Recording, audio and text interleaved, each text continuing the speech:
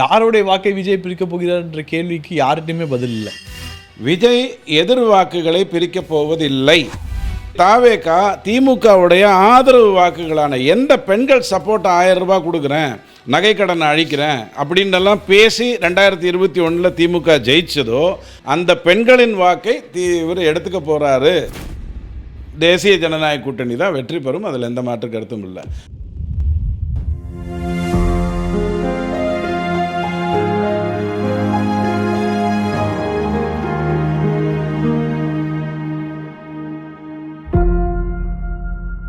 சாமானியர்களுக்கு வணக்கம். பரபரப்பான அரசியல் சூழ்நிலை. மோடி வந்தாலே திமுகவுக்கு பயம், மோடினாலே திமுகவுக்கு பயம். பாருங்க, ஒருத்தருக்கு அரசியல் வெற்றி கிடைக்கல தமிழ்நாட்டை பொறுத்தவரை. அதாவது இந்தியாவில் இருக்க எல்லா ஸ்டேட்டுமே அவங்க ஜெயிச்சிட்டாங்க, கேரளா கூட உள்ளாட்சியில் வந்துட்டாங்க. பட் தமிழ்நாட்டில் அவ்வளோ பெரிய அரசியல் வெற்றி கிடைக்கல. ஆனாலும் அந்த தலைவரை பார்த்து திமுகவுக்கு பயம். 2016 ஜெயலலிதா பண்ணதை இந்த தேர்தலில் ஸ்டாலின் செய்வார் அப்படின்னு சொல்லி சென்ற ஆண்டு ஜனவரி மாதம் அனைத்து அரசியல் வல்லுநர்களும் கூறினார்கள். எப்படி தேமுதிகவை ஜெயலலிதா திமுகவோட சேர விடாமல் பார்த்தாங்களோ, பிஜேபி அதிமுக கூட்டணி வராமல் முதல்வர் ஸ்டாலின் அவர் பார்த்துப்பார் அப்படின்னாங்க. ஏப்ரல் 10 அதை தகர்த்தார் அமித்ஷா. இன்னொரு விஷயம், யுனைடெட் ஏடிஎம்கே ஃபேக்ஷன், அதாவது ஓபிஎஸ், டிடிவி, இபிஎஸ் இவங்களாம் ஒன்றா சேர்ந்து தேர்தலை அணுக மாட்டாங்க அப்படின்னாங்க. அந்த விஷயத்தையும் தகர்த்துட்டார் அமித்ஷா. ஓபிஎஸ் ஒன்றும் வரல, பட் ஓபிஎஸ் பேசி கொண்டு இருக்கிறார். நேற்று கூட அண்ணாமலை சொல்லியிருக்கார், இந்த மாதிரி ஓபிஎஸ் இங்கே தான் வருவார் அப்படின்னு சொல்லியிருக்கார். 2016 ஆன்டி இன்கம்பன்சி இருந்தது. ஆனால் ஜெயலலிதா எதிர்ப்பு வாக்குகளை பிரித்து விட்டார். மக்கள் நல கூட்டணி ஒன்று, பாமக ஒன்று, அந்த மாதிரி பிரிச்சுட்டார். இப்பொழுது எதிர்ப்பு வாக்குகளை பிரிக்க விஜய் மற்றும் சீமான் மற்றும் களத்தில் இருக்காங்க. யாருடைய வாக்கை விஜய் பிரிக்கப் போகிறார் என்ற கேள்விக்கு யார்கிட்டையுமே பதில் இல்லை. இந்த மாதிரி பல விஷயங்களை பற்றி டிஸ்கஸ் பண்ணுறதுக்கும், இன்றைய மோடியின் வருகையை பற்றி டிஸ்கஸ் பண்ணுறதுக்கும் நம்மளுடன் இணைந்திருக்கிறார் டிடிஎஸ் ரவி அவர்கள். வணக்கம் சார். வணக்கம் சார். அதிமுக பாஜக சேராது, இவங்க வரமாட்டாங்க, அவங்க வரமாட்டாங்க. இது எல்லாத்தையும் தாண்டி இன்று ஒரு கூட்டணியை உருவாக்கி, ஒரு சக்தி வாய்ந்த கூட்டணியை உருவாக்கி மோடி தலைமையில் இந்த தேர்தலுக்கு முதல் பிரச்சார கூட்டம் என்டிஏ சார்பாக நடத்தப்படுகிறது. இந்த கூட்டத்தை எப்படி பார்க்குறீங்க? இல்லை, ஆக்சுவலாக என்டிஏ சார்பாகத்தான் ஏப்ரல் 10 அமித்ஷா வரும்போது அந்த முதல் கூட்டம் நடந்தது. அதில் அதிமுகவும் பிஜேபியும் இருக்காங்கங்கிறது எல்லாருக்கும் தெரிஞ்சிருச்சு. வாசன் எப்படியுமே அங்கே தான் இருந்தார், அதில் ஒன்றும் மாற்று கருத்து இல்லை. அன்புமணியை பற்றி நிறைய விஷயங்கள் சொன்னாங்க. திமுகங்கிற ஆமை பாமகக்குள்ளே பூந்து ராமதாஸ் மூலமாக எத்தனையோ விஷயங்களை சாதிச்சிடலான்னு நினச்சிது. ஆனால் அன்புமணி ரொம்ப ஸ்ட்ராங்காக இருந்தார். 10 வருடமாகவே அவர் திரும்ப சொல்லிகிட்டு இருந்தது, ஒரு கூட்டணிக்குள்ளே போவோம், அப்போ தான் அது நல்லது, மாற்றிக்கிட்டே இருந்தால் சரியில்லை அப்படிங்கிறத அவர் சொன்னார். அதைத்தான் அவர் செஞ்சுருக்கார். ஸோ அங்கேயும் எந்த ஒரு மாற்றமும் இல்லை. கிருஷ்ணசாமியோ ஜான் பாண்டியனோ அல்லது ஐஜேகேவோ யாருமே என்டிஏவை விட்டுட்டு வெளில போகிறேன் அப்படிங்கிற அடிப்படையில் நிற்கலை. ஸோ யாரெல்லாம் எங்கெங்கேயோ இருந்தாங்களோ அவங்கெல்லாம் திரும்ப ஒன்று சேர்ந்துருக்காங்க அப்படிங்கிறது மட்டும்தான் நீங்கள் பார்க்கணும். ஆனால் இதோட இந்த தேர்தல் மாற்றம் முடிஞ்சதா? இன்றைக்கி மேடையில் என்டிஏ 2021 என்னவாக இருந்ததோ, தேமுதிக 2021 இல்லை. ஸோ 2021 எப்படி இருந்ததோ அப்படி திரும்ப உங்கள் முன்னாடி நிற்க போகுது. அதில் எந்த மாற்று கருத்தும் இல்லை. ஆனால் திமுக எஃகு கோட்டை ரொம்ப ஸ்ட்ராங்காக இருக்குன்னு சொன்னதில் தான் பலவீனம் இருக்குங்கிறத புரிஞ்சு கொள்ள ஆரம்பித்தாங்க. நாம் நம்மளுடைய விவாதங்களில் 3 விஷயத்தை திரும்ப சொன்னோம். ஒன்று, விஜய் எப்படியும் ஜனவரி வரைக்கும் கூட்டணியை பற்றி பேச மாட்டார்னு சொன்னோம். கரூர் போது அவர் பண்ணுவாருன்னு நினச்சோம், ஆனால் அப்பயும் அவர் பண்ணலை. அது முதல்லன்னு சொல்லிக்கிட்டு இருந்தது. 2006 கலைஞர் கருணாநிதி அவர்கள் எப்படி ஒரு கூட்டணி சீட்டிங் அரேஞ்ச்மெண்ட் பண்ணாரோ அந்த அரேஞ்ச்மெண்ட்டை எடப்பாடி பண்ணணும். அதாவது 130 சீட்ஸ் வரைக்கும் he has to set his mind. 130 சீட்டில் தான் நான் நிற்க போகிறேங்கிறதுக்கு செட் பண்ணிட்டு 140 145 ஆண்டவன் கொடுத்ததுன்னு எடுத்துக்கணும்னு சொன்னோம். அதுதான் இப்போ நடக்க போகுது. அதுலேயும் எந்த குழப்பமும் இல்லை. எடப்பாடி செய்த ஒரே தப்பு, செப்டம்பர் 2023 பிஜேபியிலேருந்து பிரிஞ்சது. அண்ணாமலை எல்லாத்தையுமே கரெக்டாக யோசித்து தனக்கு எப்படி வேணுமோ அதற்கேற்ற மாதிரி தான் இருக்கணும். திமுக எதிர் சக்திகள் எல்லாம் ஒன்றா வரணும்னு நினைக்கிறாரு. இன்றைக்கும் நாத்தாக்காவை அவர் திரும்ப இந்த கூட்டணிக்குள்ளே கொண்டு வர்றதுக்கு ஒரே ஒரு வாய்ப்பு இருக்குது. அந்த வாய்ப்பு என்னன்னு கேட்டால், விஜய்க்கு ஒரு கூட்டணி அமைந்து விட்டால், காங்கிரஸ் விஜயோட போயிட்டா, பின்னாடியே கம்யூனிஸ்ட் போயிட்டால் நாத்தாக்காவுக்கு வேறு வழியே இருக்காது. ஸோ அது நடக்க போதா இல்லையான்னு தெரியாத ஒரு சூழ்நிலையை வச்சுக்கோங்க. But Annamalai is very clear, நாத்தாக்காவோ தாவேக்காவோ உள்ளே வரணும். கிளியராக இருக்காது. ஸோ நாத்தாக்கா வரப்போகுது, அதில் எந்த மாற்று கருத்தும் இல்லை. அடுத்த கொஸ்டின் என்னென்னா, இப்போ விஜய் ஏன் அமைதியாக இருக்கார், அப்படியே சோர்ந்து போயிட்டார், நொந்து போயிட்டார், அவரை ட்ரிவிலைஸ் பண்ணாதீங்க. அவருடைய வாக்குகளையோ அவருடைய ரசிகர்களையோ அவங்களுடைய அரசியல் எதிர்காலத்தையோ நீங்கள் ரொம்ப சிம்பிளாக எடை போட்டுறாதீங்க அப்படிங்கிறத நம்ம திரும்பவும் சொல்கிறோம். முதலேருந்தும் சொல்லிகிட்டு இருந்தோம். அவர் பேர் அறிவித்த நாளிலிருந்து சொன்னோம், அவரை ட்ரிவிலைஸ் பண்ணாதீங்க. அவருடனே எம்ஜிஆரா மனோரமாவா பத்மபிரியாவான்லாம் கேட்டுட்டு இருக்காதீங்க. அவர் விஜய் அப்படிங்கிறத திரும்ப சொன்னோம். அது இன்னி வரைக்கும் அது ஹேங்கிங்கில் தான் இருக்குது. ஸோ என்னை பொறுத்த வரைக்கும் என்டிஏக்கு எது நடக்கணுமோ அது ஒழுங்காக நடந்திருக்கு. 2021 மீண்டும் எழுந்திருக்கு. அது 20-20-30ன்னு தாவேக்காவோட செட்டில் ஆகுமா, அல்லது 20-20-20ன்னு நாத்தாக்காவோட செட்டில் ஆகுமாங்கிறது மட்டும்தான் நானும் நீங்களும் பிப்ரவரி 15ஆம் தேதி வரைக்கும் பார்க்கணும்.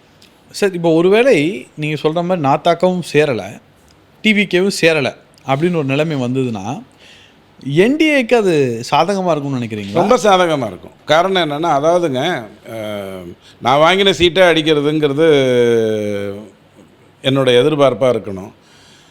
உங்களுக்கு விழுந்த சீட்டை நீங்கள் விட்டுட்டு போய் என் கையில் கிடச்சிருந்ததுன்னா எனக்கு தானே லாட்ரி, அதில் ஒன்றும் மாற்று கருத்து இல்லையே.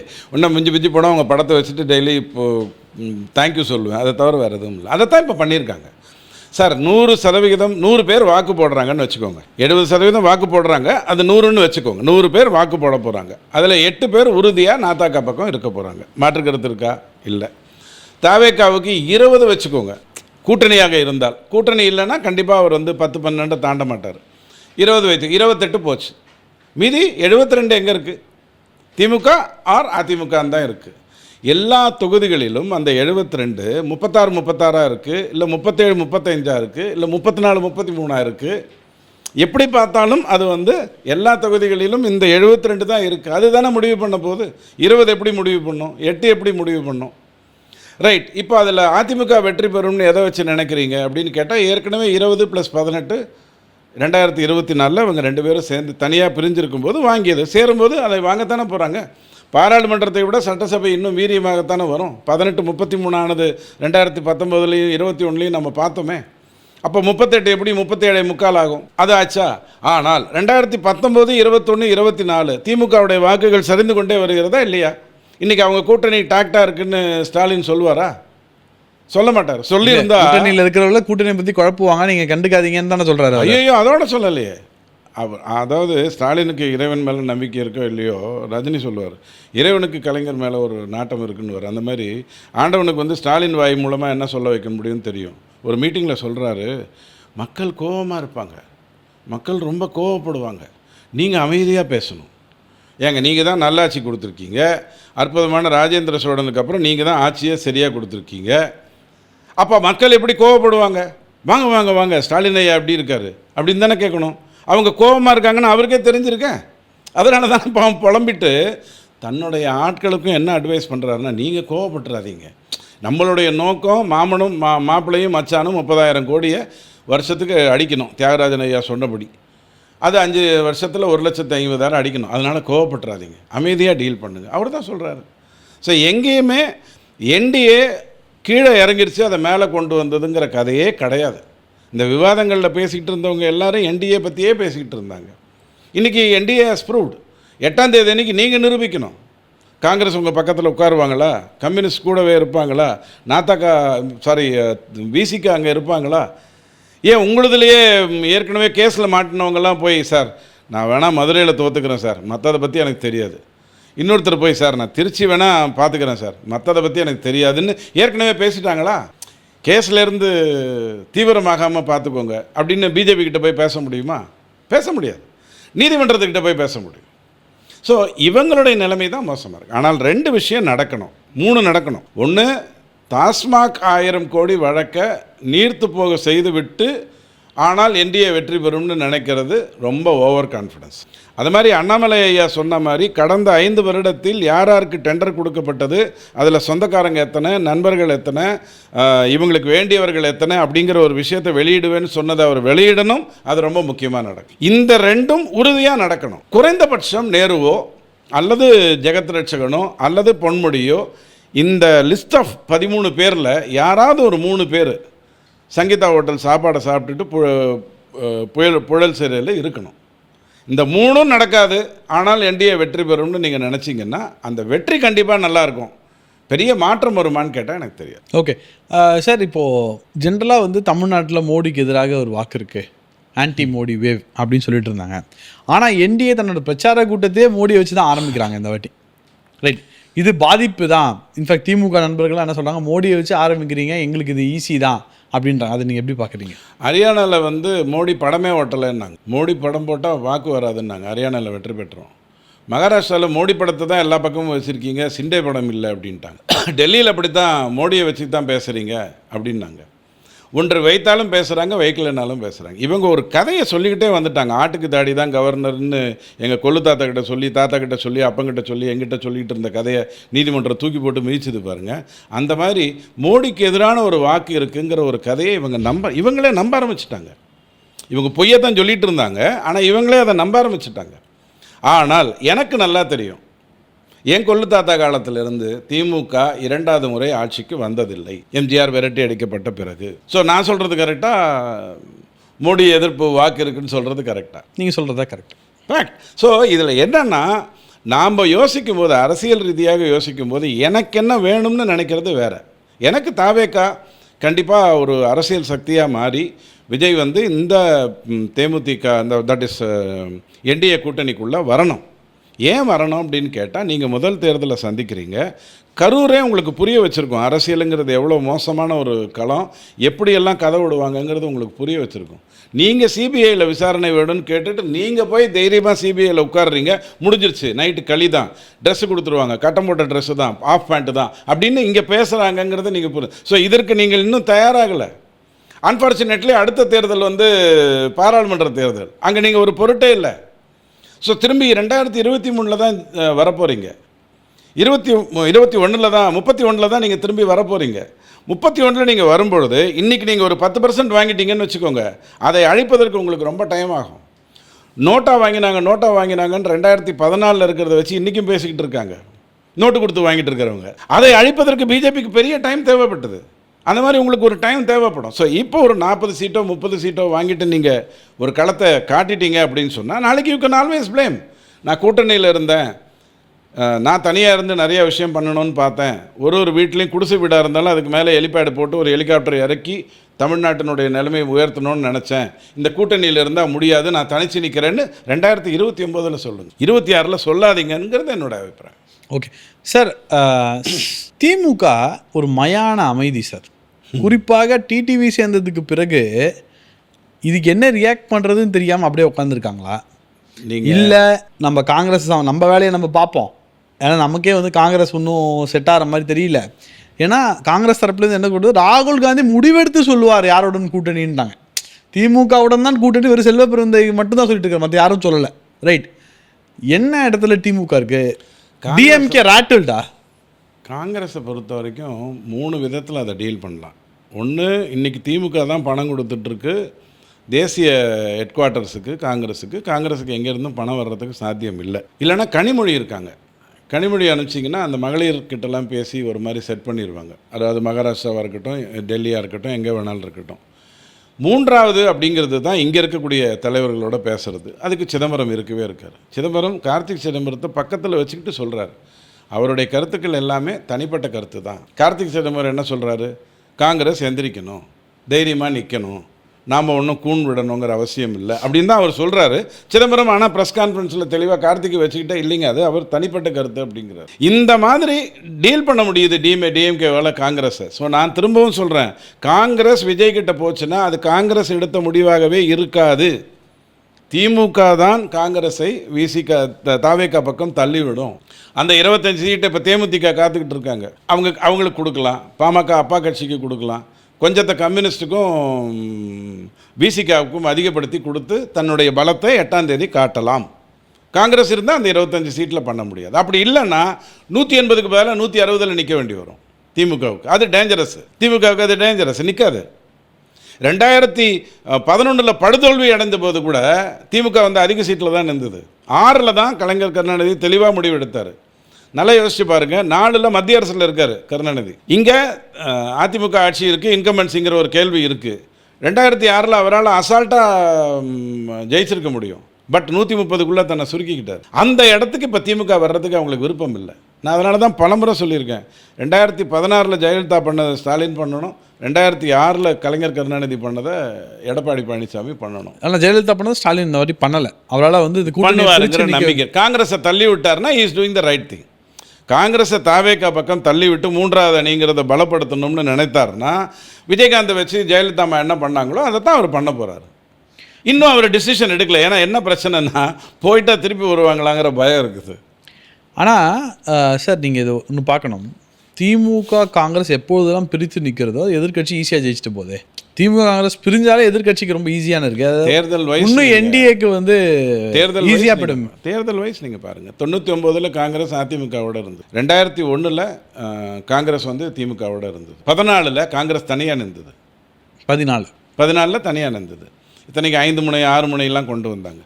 காங்கிரஸ் அந்த முடிவை எடுக்கிறதுக்கு தயங்குது. தனியாக நிற்பதற்கான முடிவையோ அல்லது விஜய் கிட்ட போகிறதுக்கோ அது தயங்குது. திமுக தான் புத்திசாலித்தனமாக எப்படி ஜெயலலிதா அம்மா வைகோவை வச்சு விஜயகாந்தை வச்சு அந்த 3வது அணின்னு ஒன்று அமைச்சு அதை செல்ல காசை ஆக்கி ஈஸியாக அவங்க வந்து வெற்றி பெற்றாங்களோ அந்த வேலையை ஸ்டாலின் செய்தால் 8ஆம் தேதி அன்னைக்கு அவர் அதை செய்தால் நல்லது. இல்லை ரிஸ்க் எடுக்க விரும்பலை அப்படின்னாருன்னா அவர் திரும்பி ஏற்கனவே 5 வருடம் ஒரு நாள் இல்லாத மாதிரி இந்த வாட்டியும் இல்லாமல் போயிடுவார். 10 வருடம் காணாமல் போயிடும் திமுக. சார் நேற்று பியூஷ் கோயல் வந்து உதயநிதியை உதயநிதி பதவி விலகணும் அப்படின்னாரு. அண்ணாமலையும் அதை சொந்த சனாதன கோர்ட் தீர்ப்புக்கு அப்புறம் உதயநிதியை ஃபோக்கஸ் பண்ணுதா எதிர்கட்சி? இல்லைங்க, அவர் வந்து ஒரு முறை அர்த்தம் இல்லாமல் தேவையில்லாமல் அவசியம் இல்லாமல் எங்கேயோ எழுதி கொடுத்ததை வச்சு சனாதனத்தை ஒழிப்பேன், அது டெங்கு மலேரியா கொசு அப்படிங்கிற கதையெல்லாம் சொல்லிட்டார். அன்னியிலேருந்து இன்னி வரைக்கும் அதை ரிப்பீட் பண்ணவே இல்லை. சாவடிச்சிட்டாங்க அவரை. வாயை திறந்த ஏதாவது சனாதனகினாதன்னு பேசி தொலைக்காத அப்படின்னு தெளிவாக சொல்லிட்டாங்க. அவர் பண்ணவே இல்லை. ஸோ நாம் ஏன் வந்து அட்டாக் பண்ணுறோம் அப்படின்னு சொன்னால், நீங்கள் கொண்டாடினால், நீங்கள் அவரை வச்சு கொண்டாடினால் நான் திருப்பி அட்டாக் பண்ண வேண்டிய அவசியம் வரும். அண்ணாமலை இந்த மான நஷ்ட வழக்கு ஒன்று டிஆர் பாலு போட்டார்ல, குறைஞ்சது திமுகலேருந்து 2 பேரை உள்ள தள்ளாட்டி கூட இந்த மான நஷ்ட வழக்கு வந்து சீரியஸாக நடக்கிற மாதிரி ஏற்பாடு பண்ணி ஒரே ஒரு interaction between Annamalai and TR Balu நடந்ததுன்னு வச்சுக்கோங்க, தேர்தல் காலத்தை முடிச்சு விட்ருவோம். இல்லைங்க, சிரிப்புன்னா 21ஆம் கேஸ் இருந்தது, அதுக்கு வாய்தா கொடுத்துட்டாரு. வாய்தா கொடுத்துக்கிட்டே இருக்காரு, வரதே கிடையாது. அவர் நீதிமன்றத்தால் ஸ்டாண்ட் எடுக்க முடியும். பாருங்க, ஆளும் கட்சியும் நீதிமன்றமும் வேறு, ஆளும் கட்சியும் தேர்தல் ஆணையமும் எப்போதுமே வேறு அப்படிங்கிறது காக்கப்பட வேண்டிய ஒரு விஷயம். ஆனால் அது எதிராளியை காப்பாற்றுறதுக்கு இருக்கக்கூடாது. மறைஞ்சிருந்து வாலியை சுட்டா கொன்னா மாதிரி கொண்டுட்டு போயிட்டே இருக்கணும். அந்த வழக்கு துரிதமாக நடக்கணும். நீ தானே மாணவ நஷ்ட வழக்கு போட்ட, அப்புறம் ஏன் நீ வாய்தா வாங்குற? அப்போ உன் மானம் போச்சுன்னு ஒத்துக்கோ. டேக் இப்படி வரணும். யார் அந்த சாருங்கிற டேக் வந்துச்சு இல்லையா, உன் மானம் போச்சா இல்லையான்னு ஒரு டேக் வரணும். பாலு உன் மானம் போச்சா இல்லையா இன்னும் டேக் வரணும். You have to create a situation. அதே விஷயத்தில் நான் ஒன்று சொல்கிறேன், விஜய் கிட்ட அவருடைய அந்த எழுச்சி அப்படிங்கிற அந்த மேட்டர் வந்து குறையலைங்கிறத நீங்கள் தயவு செஞ்சு நீங்கள் நம்புறீங்களோ இல்லையோ, திமுகவுக்கு 2 விஷயம் நல்லா தெரியும். ஒன்று, பிஜேபி உள்ளே வந்துருச்சு, இன்றைக்கா நாளைக்காங்கிற கேள்வி. விஜய் நம்ம வாங்கப்பட முடியாத ஒரு சக்தியாக மாறிட்டார், அவரை ட்ரிவிலைஸ் பண்ணுறதை தவிர எனக்கு வேறு வழி இல்லை. இந்த 2ஐயும் அது டெஸ்பரேட்டாக நம்புது. கஷ்டப்பட்டு சம்பாதிச்ச சொத்தை நீங்கள் காப்பாற்றுறீங்களோ இல்லையோ, உங்ககிட்டேருந்து எப்படி திருடணுங்கிறது எனக்கு நல்லா தெரியும், திமுகவுக்கு திருட்டு தெரியும். ஓகே, ஒரு $1 மில்லியன் கொஸ்டினோட அந்த நிகழ்ச்சியை முடிச்சுக்கலாம்னு நினைக்கிறேன் சார். விஜய் யார் ஓட்டை பிரிக்க போகிறார்? யார் அங்கே நான் இதை வந்து ரொம்ப நாளாக சொல்லிக்கிட்டு இருக்கேன். விஜய் எதிர் வாக்குகளை பிரிக்கப் போவதில்லை. 3வது அணின்னு சொன்னால் எதிர் வாக்குகளை பிரிப்பதற்கு தான் 3வது அணி வரும். திமுக விஜயை பார்த்து பயப்படுறதுக்கான மைய காரணம், ரொம்ப முக்கியமான காரணம், தாவேகா திமுகவுடைய ஆதரவு வாக்குகளான எந்த பெண்கள் சப்போர்ட் 1000 ரூபாய் கொடுக்குறேன், நகை கடனை அழிக்கிறேன் அப்படின்னெல்லாம் பேசி 2021 திமுக ஜெயிச்சதோ அந்த பெண்களின் வாக்கை இவர் எடுத்துக்க போகிறாரு, ஆதரவு வாக்கை பிரிக்க போகிறாரு. அதுதான் இங்கே முக்கியமான ஒரு விஷயம். எதிர்வாக்குன்னு ஒன்று கிடையவே கிடையாது சார் விஜய்க்கு. அதிமுகவில் இருந்த விஜய் ரசிகர்கள் என்ன பண்ணுவாங்க? தாவேகாவுக்கு தான் போடுவாங்க. பாஜகவில் இருந்த விஜய் ரசிகர்கள் என்ன பண்ணுவாங்க? ஸோ ரசிகர்கள் போட போகிறாங்க. ரசிகர்களோட எண்ணிக்கை நான் ஏற்கனவே உங்களுக்கு சொல்லிட்டேன். 850 திரையரங்கு, 7 நாட்கள், 3 காட்சி, 300 சீட்டு கூட்டினா என்ன வருதோ அந்த 82 லட்சம் வாக்கு அவர்கிட்ட இருக்குது. மாற்று கருத்தே இல்லை. அது அந்த 20க்குள்ளே இருக்குது, இவரது அந்த 8க்குள்ளே இருக்குது, மீதி 72 இவங்க 2 பேர்கிட்ட தான் இருக்குது. ஸோ விஜய் ஏன் ஒரு த்ரெட்டாக மாறுறாருன்னு சொன்னால் is not MGR, is not Annadurai, all those things எனக்கு நல்லா தெரியும். ஆதரவு வாக்குகளை பிரிக்க போகிறார். அதுதான் திமுகவுக்கு இருக்கிற மிகப்பெரிய பிரச்சனை. ரெண்டு விதமாக நீங்கள் சொல்லலாம். வழக்கமாக எல்லாரும் பேசுகிற மாதிரி சிறுபான்மையினர் வாக்கு பிரிச்சுட்டு போயிடுவார்னு பேசலாம். பேசுங்க, அதில் ஒன்றும் தப்பு கிடையாது. பட் ஆதரவு வாக்குகளை தான் எடுத்துகிட்டு போக போகிறார், விச் இஸ் விமன். அதிமுகவுக்கு விமன் வாக்குங்கிறது ஆட்டோமேட்டிக்காக இருந்த ஒன்று. எம்ஜிஆருடைய ரசிகராக இருந்ததுனால, ஜெயலலிதாவை ஆராதித்ததுனால அவங்களுக்கு பெண்கள் வாக்கு எப்போதுமே உண்டு. அதில் மாற்றுக்கிறதே இல்லை. லாஸ்ட் டைம் பட் 1000 ரூபாய் கொடுக்குறேங்கிற கதையை சொல்லி, நகை கடன் தீர்க்கிறேன்னு சொல்லி, கல்வி கடனை தீர்க்கிறேன்னு பொய்ய சொல்லி இவங்க கொண்டு வந்தாங்க. சார், 360 வாக்குறுதிகளை நான் நிறைவேற்றி விட்டேன்னு ஒருத்தன் சொல்கிறான் கீழ் லெவலில். நான் ஸ்டாலின் ஐயாவை அப்படி பேச மாட்டேன். கீழ் லெவலில் ஒருத்தன் சொல்கிறான். நீங்கள் 2 விஷயத்தை ஒத்து கவனிக்கணும். 64 வாக்குகள் நிதி இல்லைங்கிறதுனால தள்ளி வச்சுட்டாங்க தெரியுமா? 505ல் 64 வாக்கு நிதி இல்லைன்னு தள்ளி வச்சுட்டாங்க. நிதி எங்கேருந்து இல்லை? மத்திய அரசுலேருந்து இல்லையா? உங்கள்கிட்டேருந்து இல்லையா? உங்கள்கிட்டேருந்து இல்லைன்னா நீ கடன் வாங்காமல் இருந்தியா? கடன் வாங்குறதுக்கு வக்கு இல்லாமல் இருந்தியா? இல்லை. அப்போ 64 வாக்குகளை, அதாவது மோர் தென் 12% வாக்குறுதி இவங்க கொடுத்ததையே இவங்க தள்ளி வச்சுட்டாங்க. அதை தவிர வந்தது தான் நீட்டு, அதை தவிர வந்தது தான் மற்ற கதைகள் எல்லாம், இவங்க சொன்ன பொய்கள் எல்லாம். அந்த 364 என்ன அப்படிங்கிறத நீங்கள் உத்து பார்த்தீங்கன்னா அதில் 42 வெறும் மணிமண்டபம் கட்டுறதை பற்றி இருக்கும். 364 வாக்குகள் நிறைவேற்றிட்டேன்னு இவங்க சொல்கிறாங்க இல்லையா? கூர்ந்து கவனிங்க. கூர்ந்து கவனிச்சிங்கன்னா அர்த்தமில்லாத வாக்குறுதிகளை தான் நிறைவேற்றி வச்சுருந்தாங்க. ஸோ டிஎம்கே உண்மையிலேயே ரொம்ப மோசமான ஒரு நிலைமையில் இருக்குது. விஜய் தமிழ்நாட்டு எதிர்காலம் தான் அவருக்கு முக்கியம் அப்படின்னு அவர் நினைத்தால், அவர் நினைப்பாருங்கிற நம்பிக்கை எனக்கு இருக்குது. இந்த ஏஜில் அந்த மெச்சூரிட்டி வரும் ஒரு மனுஷனுக்கு. அந்த மெச்சூரிட்டி வரணும்னு நினச்சால் திமுகவை அழித்தால் மட்டும் போராது, தானும் அடுத்த தேர்தலில் நல்லா இருக்கணுங்கிறது புரியணும். இல்லைனா அவர் கண்டிப்பாக will become a bracket 10% or 12% Congress வந்தா, ஆர் 20%, எல்லாமே வேஸ்ட் ஆகும். ஒரு சீட்டும் ஜெயிக்கலிங்க, 20% வச்சுட்டு என்ன பண்ண போறீங்கன்றோம். இது விஜய் யோசிக்கணும். குறைந்தபட்சம் இவங்க எல்லாரையும் விட்டுருங்க. அரசியலில் ஒரு காரணத்துக்காக சீரியஸாக இருக்கார். நாத்தக்கா பேசுவதெல்லாம் தப்பாக இருக்கும், யதார்த்தத்துக்கு அர்த்தம் இல்லாமல் இருக்கும். அதெல்லாம் இந்த ஆமக்கறி கதையெல்லாம் விட்டுருங்க. அவர் நேர்மையாக பேசக்கூடிய சில விஷயங்களை அப்படியே தனியாக விட்டுருங்க. நாத்தாக்கா ஹஸ் டு ரியலைஸ், என்னோட 8% வாக்குங்கிறது சீட்டாக கன்வெர்ட் ஆகணும் அப்படின்னா has to come in to the கூட்டணி. இந்த 2 நடந்ததுன்னா தமிழக எதிர்காலம் ரொம்ப சூப்பராக இருக்கும். இல்லைன்னாலும் தேசிய ஜனநாயக கூட்டணி தான் வெற்றி பெறும். அதில் எந்த மாற்று கருத்தும் இல்லை. ஒரே ஒரு கேள்வி, நீங்கள் கேட்கலன்னாலும் பலர் கேட்கக்கூடிய கேள்விங்கிறதுக்காக பதில் சொல்லிடு. நாளைக்கு முதலமைச்சர் யாருன்னுவான். முதல்ல கல்யாணம் நடக்காது. அது ஏன் கேட்கலன்னா, இது இவங்க பண்ணுற குழப்பம் சார். அமித்ஷா அவர்கள் ரொம்ப கிளியராக மட்டும் எல்லாம் இவங்க பண்ணுற குழப்பம் தான். அமித்ஷா தான் கிளியராக சொல்லிட்டு போயிட்டாரு. அதுக்கப்புறம் என்ன, என்டிஏவின் முதலமைச்சர் வேட்பாளர் எடப்பாடி பழனிசாமி தான். என்டிஏ கூட்டணியில் உள்ள எல்லாருக்கும் முதலமைச்சர் வேட்பாளர் எடப்பாடி பழனிசாமி தான். இன்னொரு விஷயத்தில் சிம்பிளாக புரிஞ்சுக்கோங்க, பிஃபோர் தேர்தலே புரிஞ்சுக்கோங்க. நாளைக்கு மனசு மாறலாம், ஆல் தோஸ் திங்ஸ், எல்லா கதையும் வேணும். நாங்கள் சொல்கிறதெல்லாம் தப்பாகி தாவேக்காக்கு ஒரு 40 சீட்டு கிடச்சிச்சுன்னு வச்சுக்கோங்க. He will become a factor அப்படிங்கிறதெல்லாம் எடுத்துக்கோ. 140 சீட்டில் அதிமுக நின்றா அவர் முதலமைச்சராக வேறு யார் ஆவாங்க? கரெக்ட். 117 ஜெயிக்கிற கூட்டணி 117 மினிமம். 140 அவரை நிற்க விட்டுட்டு அவர் இல்லாத ஒரு முதலமைச்சரை நீங்கள் கொண்டு வருவீங்கன்னு எப்படி எதிர்பார்க்குறீங்க? It doesn't make any sense. So திமுகவுடைய அத்தனை முயற்சியும் நான் ஒரே ஒரு நாளை நினைவுறுத்துறேன். சசிகலா அம்மா சிறையிலேருந்து வர்றாங்க. நம்ம ஸ்டாலின் ராஜேந்திர சோழன் ஒரு திருமண விழாவுக்கு போகிறார். என்ன சொல்கிறாருன்னா, இப்போ ஒரு வண்டி வருது, நீங்கள் பார்த்துட்ருங்க அப்படிங்கிறாரு. யார்? சசிகலா சிறையிலேருந்து வர்றது. வந்தால் அதிமுகவை கலக்கிடுவாங்க, அதிமுகவை அப்படியே தூக்கி திமுக கிட்ட கொடுத்துருவாங்கங்கிறது தான் ஸ்டாலினுடைய நம்பிக்கையாக இருந்தது. அன்னியிலேருந்து இன்னி வரைக்கும் அவர் புலம்புறதை தவிர வேறு எதையும் நடக்கலை. சார், உங்களுக்கு ஞாபகம் இருக்கா, ஏப்ரல் 10 கூட்டணி ஃபார்ம் ஆனே 11 12 சட்டசபை வரும்போது நீங்கள் பாஜகவோட சேர்ந்துட்டீங்க. நீ தான் சொல்கிற பாஜக நெகட்டிவ் ஓட்டுன்றீங்களே, ஒரு நெகட்டிவ் கட்சியோட சேர்ந்ததுக்கப்புறம் உங்களுக்கு என்ன பிரச்சனைன்னு கேட்டால் அதுக்கு பதில் காணும். பதிலே காணும். இன்னொன்று தெரியுமா சார், பொலிட்டிக்கலி என்ன நினச்சிங்க? அதிமுக பாஜக சேராதுன்னு நினச்சிங்க, சேர்த்தாச்சு. டிடிவியும் அதிமுக இந்த கூட்டணிக்குள்ள வரமுன்னா வந்தாச்சு. அன்புமணி வரமாட்டார், தாவேகா கூட வந்துட்டாரு. எதுவுமே பண்ண முடியல உங்களால. செங்கோட்டையன் தான் பாக்கி. செங்கோட்டையன் மட்டும் தான் சார். நான் இப்போ சொல்கிறேன் சார், எனக்கு இன்னும் நம்பிக்கை இருக்குது. செங்கோட்டையன் அதிமுக எலெக்ஷன் பண்ணி சேர்ந்துருவான்ற நம்பிக்கை எனக்கு இருக்குது. செங்கோட்டையன் திரும்ப சேர்ந்தாருன்னா அது எந்த அளவுக்கு இருக்குங்கிறத பற்றி எனக்கு தெரியாது. ஆனால் முனுசாமி ஆரம் வீரப்பனை போல, திண்டுக்கல் பெரியசாமியை போல, செங்கோட்டையனை போல, செங்கோட்டையன் இல்லை செந்தில் பாலாஜியை போல திமுக பக்கம் போகிறாரா இல்லையாங்கிறத வாட்ச் பண்ணி பாருங்கள். அந்த டவுட் ரொம்ப நாளாக இருக்குது சார். நன்றி, வணக்கம்.